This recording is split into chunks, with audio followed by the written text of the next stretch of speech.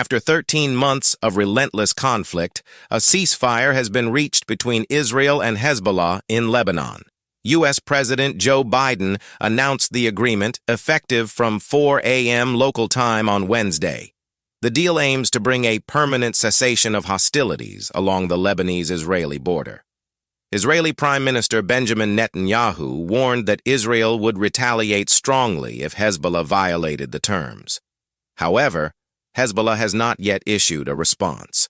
The conflict, Lebanon's deadliest in decades, has claimed over 3,800 lives and displaced 1 million people in Hezbollah-dominated areas.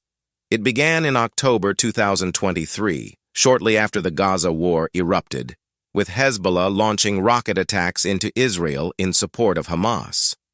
Israel responded with a fierce military campaign, including airstrikes, artillery bombardments, and a limited ground invasion in southern Lebanon. The violence peaked in September when Israel intensified its offensives, targeting Hezbollah's leadership and infrastructure. 2 of Hezbollah's top leaders, including longtime Chief Hassan Nasrallah and his presumed successor Hashem Safieddin, were killed in Israeli strikes. By the time of the ceasefire, much of Hezbollah's missile arsenal and strategic infrastructure had been destroyed. The ceasefire agreement, brokered by the U.S. with support from France, includes a 60-day timeline for Israel to withdraw its forces from southern Lebanon. During this period, Lebanese government troops will regain control of areas previously held by Hezbollah, particularly south of the Litani River, a boundary established after the 2006 conflict. Hezbollah is expected to withdraw its fighters and weapons from the region. In a joint statement, the U.S. and France expressed hope that the ceasefire would restore calm and allow displaced residents to return home. President Biden emphasized that Israel retains the right to respond to any violations of the deal under international law. Netanyahu echoed this sentiment, asserting that Israel would strike if Hezbollah attempted to rearm or rebuild its infrastructure near the border. Ending the conflict in Lebanon significantly alters the military dynamics in the region. Hezbollah, considered Iran's first line of defense, has been severely weakened, leaving Iran more vulnerable to Israeli military pressure. With Hezbollah out of the picture, Israel can now focus its resources on its ongoing conflict with Hamas in Gaza. Netanyahu noted that isolating Hamas by neutralizing Hezbollah's involvement would increase pressure on the Gaza-based group. Israel's decision to pursue a ceasefire was also influenced by practical considerations. Prolonged fighting on 2 fronts strained its military resources. Analysts observed that the Israeli Defense Forces were not equipped to sustain 2 simultaneous wars for an extended period.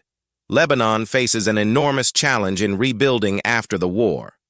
The conflict has caused an estimated $8.5 billion in economic losses and damages, according to the World Bank. Prime Minister Najib Mikati welcomed the ceasefire as a crucial step toward stability, but insisted that Israel must fully withdraw from occupied areas and comply with UN resolutions. Hezbollah's political and social influence in Lebanon, however, adds complexity to the post-war recovery. As a political party and social organization with significant support among Shia Muslims, Hezbollah remains a powerful entity despite its military losses.